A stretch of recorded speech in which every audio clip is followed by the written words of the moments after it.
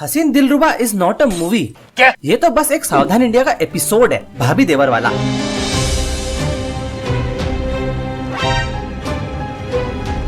ऐसे हालात में बेहतर यही है अपने जज्बात को काबू में रखकर अपने कदम पीछे हटा लें। क्योंकि भाई ये कहानी है रानी कश्यप की, जिसकी शादी हो जाती है ऋषु भैया से। टोटा मिल गया उस एवरेज इंसान को। और ऋषु भैया तो खुद ही कहते हैं हम चूत हैं। बस इसी वजह से आपकी बीवी आपको छोड़कर आपके दूर के कजिन इंदर के साथ रोमांस करने लग जाती है। सनम तेरी कसम ओ। इंदर नहीं भाई, दूसरी मूवी चल रही है, नील नाम है यार इसका। Oh God, I'm so sorry. पर हमारी रानी जी तो अपने पति और नील से भी ज्यादा एक क्राइम नॉवल राइटर दिनेश पंडित की दीवानी है। पंडित जी कहते हैं, पंडित जी लिखते हैं बेस्ट क्राइम नॉवलिस्ट हैं। पंडित जी अपनी किताब में लिखते हैं, मैंने पंडित जी की किताब में भी नहीं पढ़ा। पहले तो इस बैंड दिनेश पंडित को घसीट के लाओ थाने में। जी सर। तो बस ऐसी कुछ है हसीन दिलरुबा की ये ठरकी थ्रिलर कहानी। That sounded naughty. अब पूरी कहानी यहीं सुन लोगे क्या? शुरू से सुनाता हूँ। चलो फिर से शुरू करते हैं। तो कहानी शुरू होती है ज्वालापुर से, जहाँ पर हमारी तापसी नुन्नू क्या? I mean, रानी जी जो कि कुत्तों को मटन खिला रही होती है, और तभी हो जाता है एक धमाका, जहाँ हमें देखने को मिलता है रीशु का जलता हुआ हाथ। एंड एज यूजुअल ये सब की इन्वेस्टिगेशन करने के लिए एंट्री होती है इंस्पेक्टर अभिजीत की। हम लोग CID से। पूरी बॉडी जल गई है, सिर्फ ये हाथ मिला। तो अब ऋषु भैया को किसने मारा, क्यों मारा, क्या ये सब के पीछे रानी खुद है, ये सब पता चलेगा हसीन दिलरुबा में। तो आज से 6 महीने पहले ऋषभ सक्सेना उर्फ ऋषु भैया जा रहे हैं अपने लिए एक लड़की देखने। आँखों की गुस्ताखियाँ, जो कि है दिल्ली की रानी कश्यप, जिसके ऑलरेडी 2 बॉयफ्रेंड रह चुके हैं। तेरा वो 5 साल वाला बॉयफ्रेंड, तेरा वो 2 साल वाला बॉयफ्रेंड, मेरे बॉयफ्रेंड थे ना, पता है मुझे। और आगे रानी ने ऋषु को अकेले बात करने बुलाया है, जिसमें वो अपना इंट्रो देने लग जाती है। घर का काम करना ना मुझे बिल्कुल पसंद नहीं, बाकी सुशील तो मैं हूँ। हाँ, कितनी सुशील हो वो तो आगे देखने को मिल ही जाएगा। Naughty naughty. शर्म आ गई। एंड ऋषु बताता है कि वो एक इलेक्ट्रिकल इंजीनियर है, जो सुनते ही रानी जी इंजीनियर साहब को उनकी औकात दिखा देती है। ये खराब पड़ा है कितना टाइम से, ये ठीक करो। अभी आप भी ठीक करके देता हूँ। एनीवेज ये सब के बाद भी ये दोनों एक दूसरे को पसंद करने लगते हैं और शादी हो जाती है। बैंड बज गया। एंड शादी के बाद क्या होती है? सुहाग रात, जिसमें रानी जी तो पूरे मूड में है, पर हमारे ऋषु भैया तो बारिश का पानी साफ कर रहे हैं कमरे में से। पोछा मारो पोछा। इसलिए फिर हमारी भाभी जी सो जाती हैं। Good night. और मीनवाइल अगली सुबह ऋषु की माता जी ने कहा, प्याज और आलू के पकौड़े बना। सॉरी आंटी जी, पकौड़े बनाने तो नहीं आते मुझे। और ये सुनते ही आंटी जी की टिपिकल सास बाहर आ गई। हम गलत बहू घर ले आए।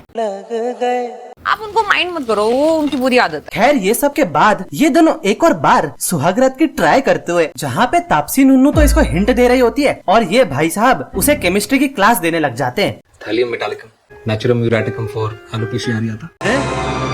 क्या? ये क्या बक रहे हो मादर?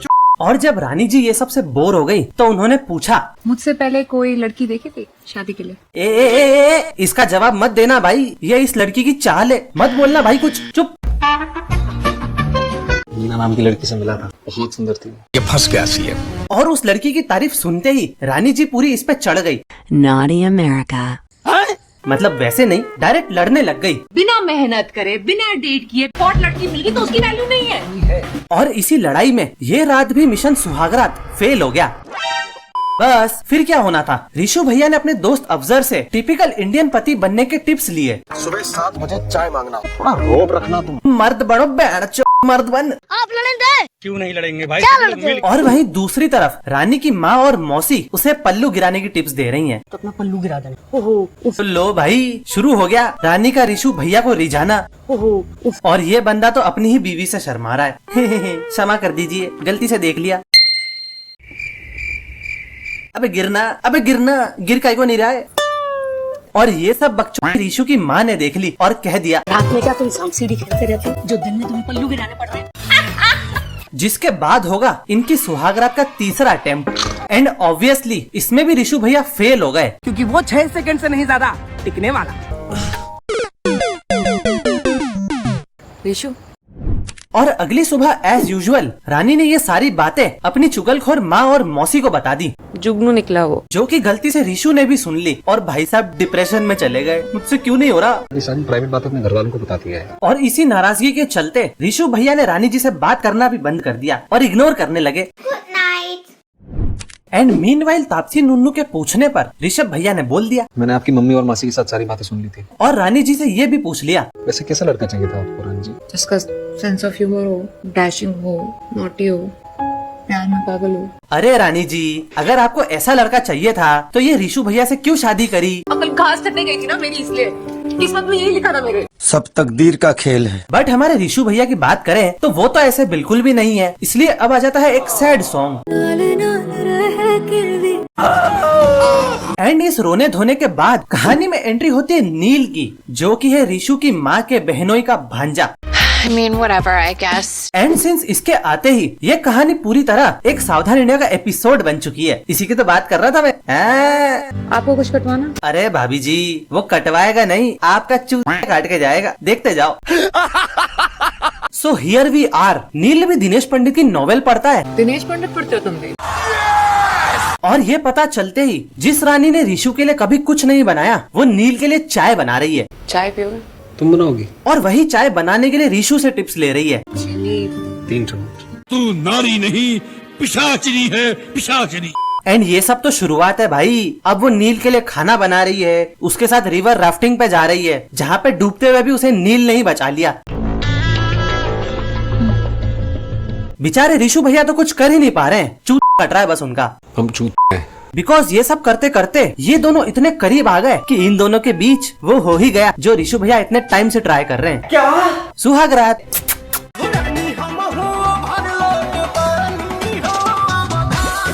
ये दोनों मिलकर चूत काट रहे हैं हमारा। एनीवेज ये सब के बाद रानी जी नील के लिए मटन बना रही है स्पेशली। और इतनी मेहनत करने के बाद क्या गजब का चूत कटता है हमारी भाभी जी का, क्योंकि नील तो भाग गया। नील गया। खत्म। देखा रानी जी, मैंने तो कहा ही था नील आपका काट के चला जाएगा। अब रानी जी के पास तो उनका ऑफिशियल पति ऋषु ही बचा है, तो उसी को मटन खिला देगी, और कोई चारा तो है नहीं। वाह। और ऋषु इन दोनों के बीच में सब कुछ ठीक करने के लिए बोल दिया। अब तक जो कुछ भी हुआ उसके लिए सॉरी। पर रानी जी को क्या घंटा फर्क पड़ता है, इसलिए वो ऋषु के सामने डायरेक्टली बक दी। मैं प्यार करने लगी थी उससे। अरे पागल औरत, बेचारे को खाना तो खा लेने देती आराम से, पहले ही उसकी जिंदगी के घोड़े लगा रखे हैं तूने। वाह। तू नारी नहीं पिशाचनी है। खैर ये सब सुनने के बाद ऋषु भैया बिल्कुल चुप हो गए और उनका इतना ईगो हर्ट हो गया कि वो पहुंच गए नील की पिटाई करने। Oh my God! और तो और मारने लगे पेचकस से। अरे ऋषु भैया, आप भी एक विलन देखकर आए हो क्या? बट एज वी नो नील तो बॉडी बिल्डर है ना, इसलिए वो ऋषु भैया की कुटाई कर देता है। ऋषु भैया नील। जिसके बाद इन दोनों की उसी रात बात होती है। सीधे साधे शरीफ ऋषु भैया है, इनकी मारो, इनकी लुगाई की भी मारो। और बस ये सब के बाद ऋषु भैया फिर से ज्वालापुर चले जाते हैं और वहाँ पे डायरेक्ट रानी को कह देते हैं, तू यहाँ से चली जा हवस की पुजारन। क्योंकि मेरा मन करता है कि तुम्हारा गला घोंट दूं। सो ऑब्वियसली अगले दिन रानी वहाँ से जा रही होती है, तभी ये गली के लौंडे उसे नील के नाम से छेड़ने लग जाते हैं। अभी हम भी नील जैसे ही आपका मन लगा के रखें। साले हरामी। और ये सब देखते ही ऋषु को उस पर तरस आ जाता है और वो इसके लिए रिक्शा रोकने लगता है। रिक्शा। और इन चूतियों की बातें भी सुन रहा है। भाभी को फोन पे फ्रेंड रिक्वेस्ट भेज दे। बस कर भाई, अब कितना अच्छा आदमी बनेगा यार। शर्म नहीं आती तुझे? बट मीनवाइल ये सब देखकर रानी को ऋषु के लिए बहुत कुछ फील होने लगा। मेरा पति मेरा देवता है। और वो वहीं रुक गई। तुम्हारे साथ ही रहूंगी मैं। पता नहीं ये मेरी जिद थी, मेरा प्यार या मेरा पश्चाताप। अरे रानी जी, ये सिर्फ और सिर्फ बहुत बड़ा चूतिया था और कुछ नहीं। क्योंकि अब ऋषु खूनी दरिंदा बनके रानी को बार बार मारने की कोशिश करेगा। सीढ़ियों से गिरा दिया। लो चली मैं।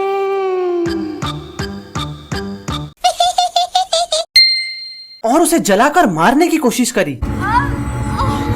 जली ना, तेरी भी जली ना। पर ये सब के बावजूद भी रानी को ऋषु से और ज्यादा प्यार हो गया। लगता है भाभी जी मारा कुटी में बिलीव करती हैं। एंड नाउ एक रात रानी ने ऋषु के सामने इमोशनल होकर माफी मांगी। और अगर नहीं हो रहा है ना, सॉरी बाबू, मुझे माफ कर दो, मुझसे गलती हो गई, मैं बहक गई थी, मैं चुप गई थी। ये क्या बात करता है यार? हाँ मतलब ये तो हुआ ही था ना। और ये सब सुनते ही ऋषु ने उसे फाइनली माफ कर दिया। बट इस कहानी में सब कुछ इतना हैप्पी हैप्पी कैसे हो सकता है भाई? इसलिए इन दोनों का एक और बार नील से सामना होता है ऋषु भैया और ऋषु सलमान भाई बनके अपनी कार लेके नील के पीछे पड़ जाता है। बट यहाँ पे भी नील भाग जाता है और ये दोनों के दोनों एक गैराज के पीछे अपनी बची हुई सुहागरात मनाने लग जाते हैं।